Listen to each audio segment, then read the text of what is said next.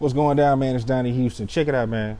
COVID is going nowhere. All right, they got new strains coming out, the Omarion or Omicron or whatever that is. You know what I'm saying?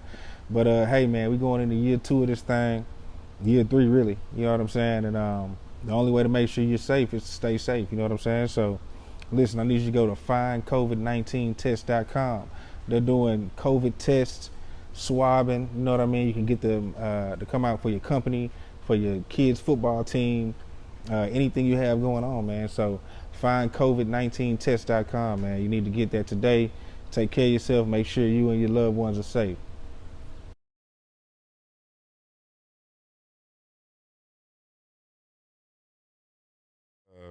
Were you with Pimp when he went to LA before he passed away? At any time? Man, jumping up to that, we had went through a whole lot of shit, and we had just went did a show in Dallas. It was Pimp had what you call UGK Records and UGK Posse. That's what I was a part of. And then Bun, we met with Bun in Dallas for that show, and he had Was UGK Records, was that a Pimp C thing, or that was Pimp and Bun's records? It was a Pimp C thing, and from my understanding, I think Pimp asked him did he want to fuck with it, and I think he didn't want to fuck with it.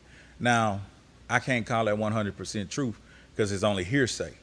So it pretty much was a Pimp, Mama, me, and Vicious. Smoke D had got locked up. Shout out to my nigga Smoke D.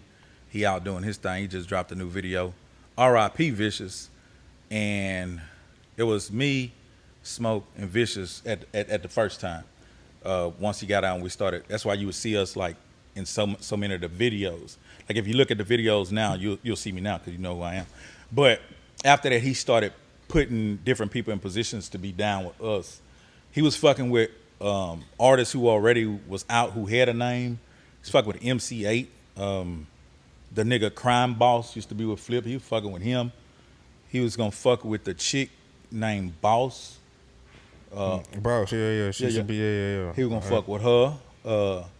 He was fucking with a lot of people. He was fucking with 3-2 Heavy. He was my cousin. Yeah. 3-2 Yeah, used to be with us. He actually came with us to this video shoot in San Antonio that sweatshop. Welcome to the sweatshop, bitch. My nigga Kodak, Mexican, partner out of San Antonio. So 3-2 was with us. But so yeah, he was putting that all together, but it basically was his thing. And so we go to Dallas. I think this is around November, I think. We go to Dallas and we do this show.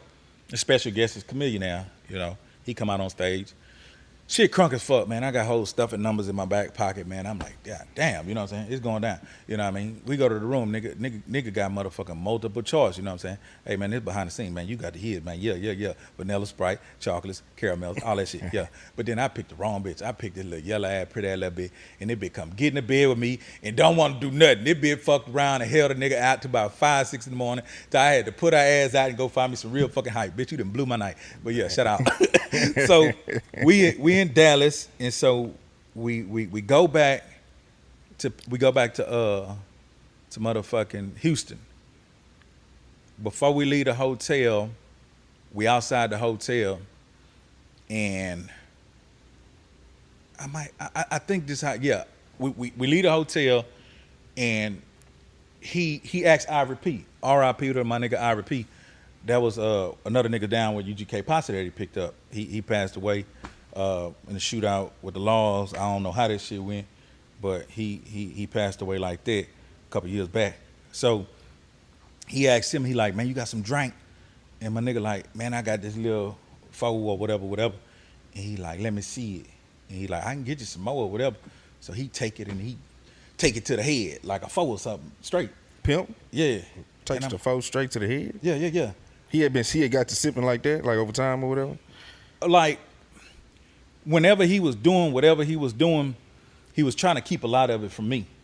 So, You whatever said from you? Yeah. Like he didn't want to do shit in front of me. Okay, I got you. Because I would be on some, hey man, what, you know, I'd be on the sucker shit. But I didn't need the nigga in trouble, so I always would try to be the voice of reason and shit. You know, we'd drink a beer together, but he wasn't really doing nothing consistent that I seen. But that night he was like, man, that wasn't the night. It was early in the day. He like, man, you got some drink? You can get some drink. So people like, man, I got that 4, but I'm gonna call you some more. He like, let me see it, and he take it. He say, man, this really some drink, huh? Boom! it sat the bottle down and it was empty. I'm like, oh shit. Like, that shit strong than a motherfucker. I know niggas might sip, but you can't drink that shit straight and expect to be cognitive or whatever. So we leave the hotel and he drowsy and groggy in the motherfucker. And he like, man, y'all get y'all bag, let go. So we go back to Houston and we go to his high rise. Now they say he slept because he was in a van and I was in another whip behind them, and they say he slept all the way there. And so when we got to the high rise, he was still in there asleep. So we had to like wake him up, like we here. And we stood outside for a while talking and shit. Shout out to my nigga Trill Images Ed, that was his cousin, that was the right hand man, personal assistants, all that shit, photographer, all that shit.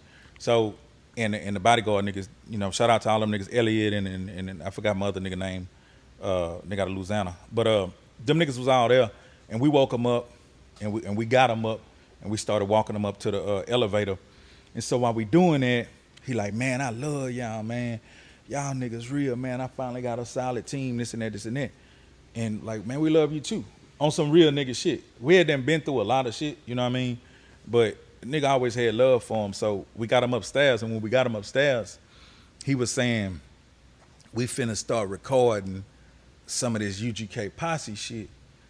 And so me personally, I'm thinking, my nigga voice so scratchy because he did a show, and plus he groggy from that fucking drink, like, we not finna do no good records. And that was me underestimating the man because his voice was just, rah, rah, rah. I'm like, that ain't gonna sound like no Pimp C. So I say, look out, this is what I'm gonna do. Nigga, y'all go do whatever y'all doing. I'm finna shoot over here. I had that motherfucking little poodle dog waiting on me. You know what I mean? Flat stomach, small ass, tiny ass, hourglass waist. You know what I mean? So I disappeared to go do that there. And I'm like, them niggas ain't gonna make no motherfucking good records anyway, so fuck it. So the next day they come and them niggas like, say nigga, this nigga Pimp say you better get your ass over here. He left all these spots on these verses open for you.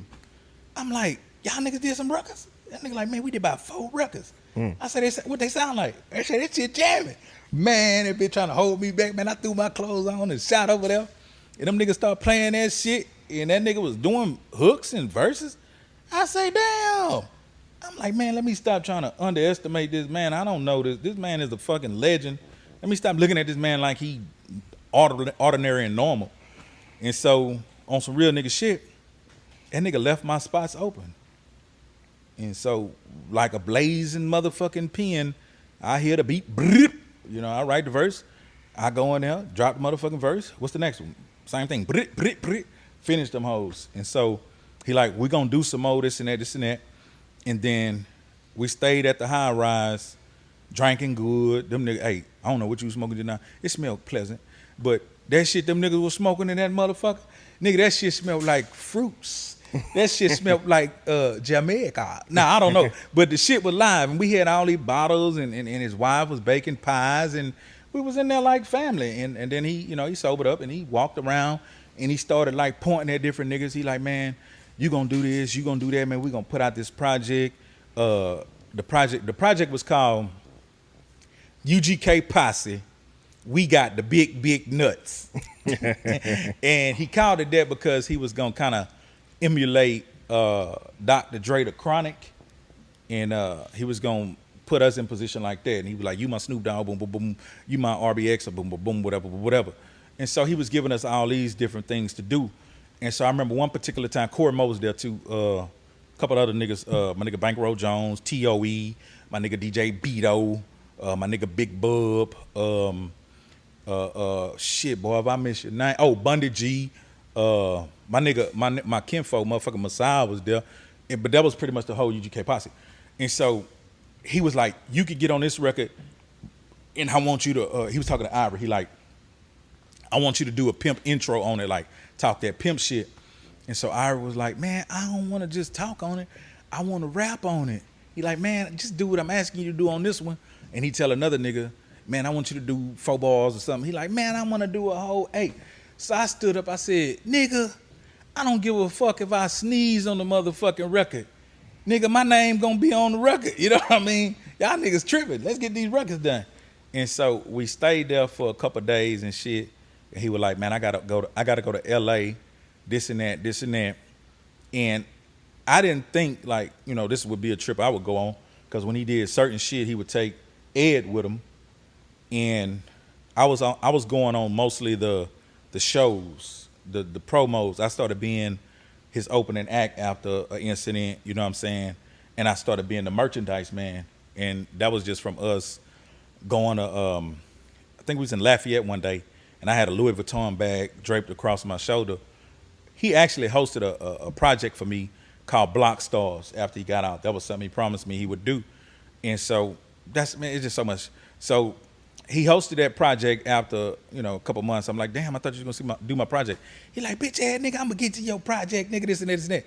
I'm like, well, get to it, nigga. You know what I mean? He like, matter of fact, nigga, we going to do it tonight. So he just jumped in the studio, knocked my project out, knocked my feature out, boom, boom, boom. I started circulating a song called Bought a Cadillac. You know what I mean? That's me and him and my partner Hard Time. But then I told my partner Hard Time, I'm going to take you off if Bun get on it.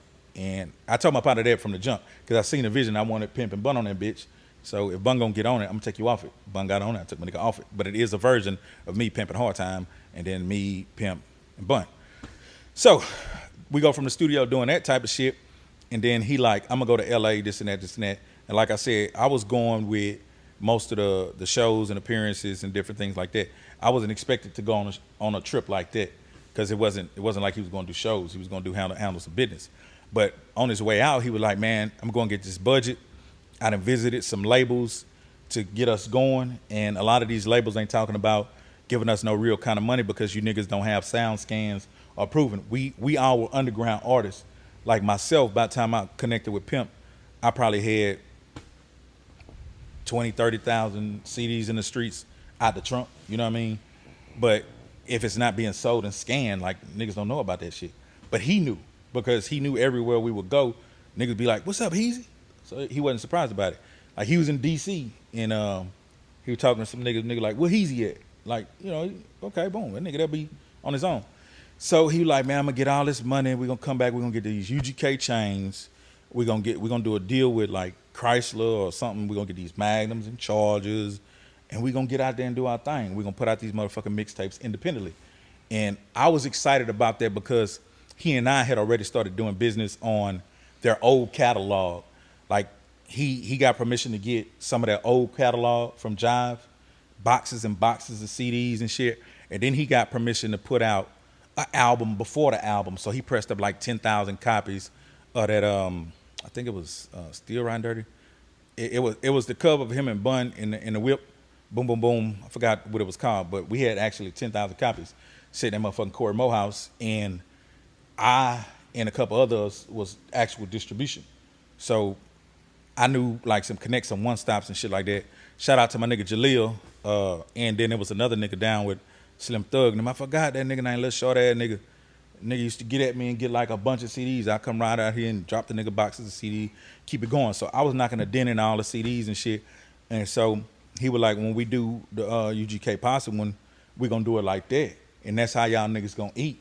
You know what I'm saying? I ain't gonna stop y'all from doing none of that. Y'all get that shit, go get that money, let's break bread. And so I don't know if other boys was kind of interested in that, but that's how I got in the game, by guerrilla marketing and popping the trunk. So when he said that's how we were gonna do it, and we were doing like I don't remember the numbers, but it was a heavy number. Like we were doing 70, we were doing 80-20 with the distributor. It was crazy. They was gonna help distributors and promoters, and then we were gonna get our own product too. So we had some heavy numbers on our side.